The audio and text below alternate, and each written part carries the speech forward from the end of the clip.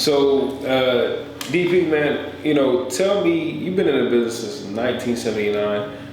This is going to be your 43rd year, right? Tell us the history of the interest rates since you've been in what we call an office. Well, I mean, at the beginning, when I first got in, the rates were around 7, and that was probably equivalent to where we were today at, 3.5%. And then, we had the oil embargo, and inflation hit sky high. And administrations changed, and things started going up and up and up.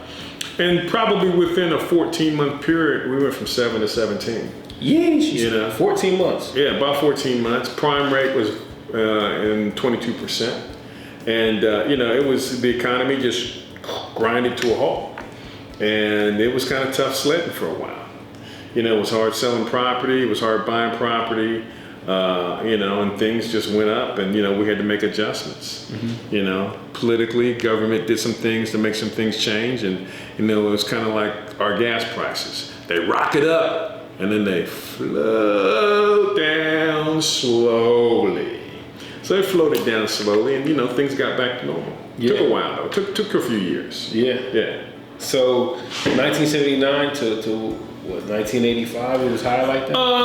Yeah, about 84, 85, we got single digit.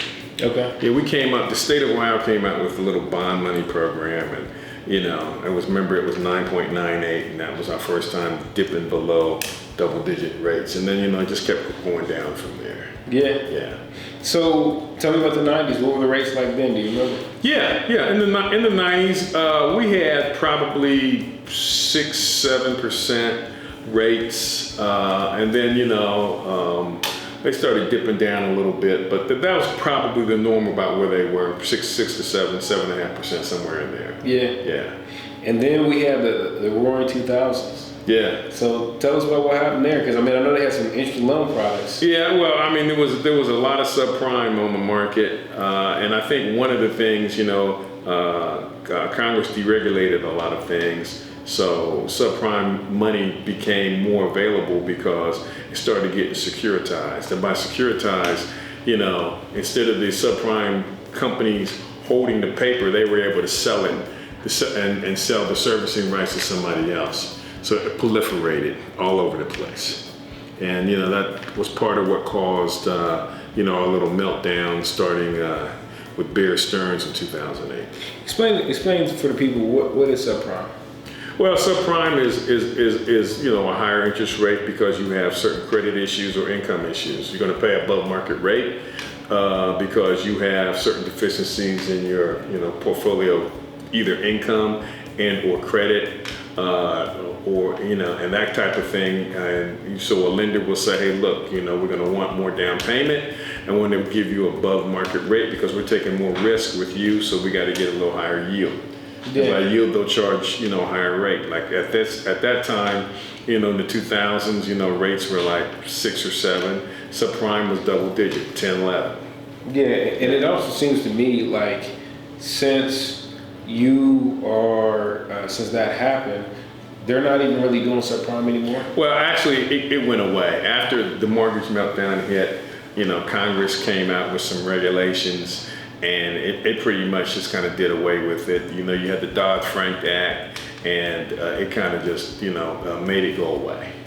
So in 2010s, during the recession, shortly before I got started, but I got started in the middle of the recession, what were rates like then? Rates were still probably around, 5 to 7%, somewhere in there. There was a ton of inventory on the market between foreclosures and short sales and the traditional market. So, you were sitting with 18 months of inventory. I remember our MLS had like 18,000 listings. Yeah. So, it was and now we barely got 3,000? Yeah, barely. But, at that particular time, it was an investor's heyday. It was investors were just snatching up stuff left and right because it was normal to maybe make an offer at, 70% of this price, 75% or lower, and get it. Yeah. Yeah, because there was so much inventory out there. Yeah. And it seems like to me, then I got started 2012, and it seems like 2012 all the way to probably 2018, we were at 3.5%. Yeah, rates started getting down, but also inventory started slowing down. I think probably the first part of 2017, first quarter, second quarter, what they call lender mandated real estate started slowing down. At one point in 2012, it was 40% of the market, 45% of all property that was on the market was either distressed. And then by 2017, it got down to 5%, 4%. And by the end of 2017, it was down to 1%. And as we started rolling into 2018, we had a little bit of what I call a normal market for about 6 months. And all of a sudden, it started shrinking up. Yeah. And, you had situations where, buyers were doing list price. And, all of a sudden, appraisal got popped up. Yeah. Prior to then, we didn't have any appraisal gap. Escalation clause, then appraisal gap. Yeah, you're right. Escalation clauses, and then appraisal gap started popping up. And now that's the norm in our market. Very normal. Yeah. And I really don't see it going away. Not anytime soon. I mean, right now in America, we're about 5 million units short.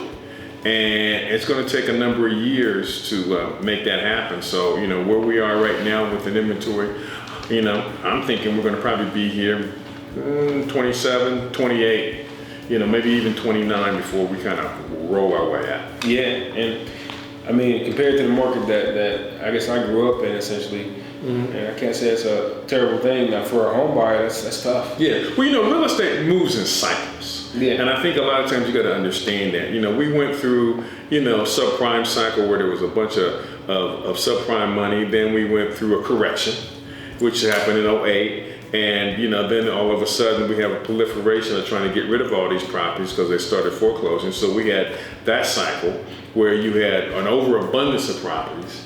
And then we had a small time where it kind of normalized out. Now we're in a shortage, and we're in that cycle. Now the only way to get out of that is, we got to build until we, fill those numbers. So, yeah, that's good. I think that's awesome. I think it's also a great history for people to kind of understand, so that they're not so concerned about interest rate, as well as understanding, just where we're at in time. Yeah, where we're at in time. Absolutely. We're in a cycle, and we're going to ride this cycle for a while. Absolutely. Yeah.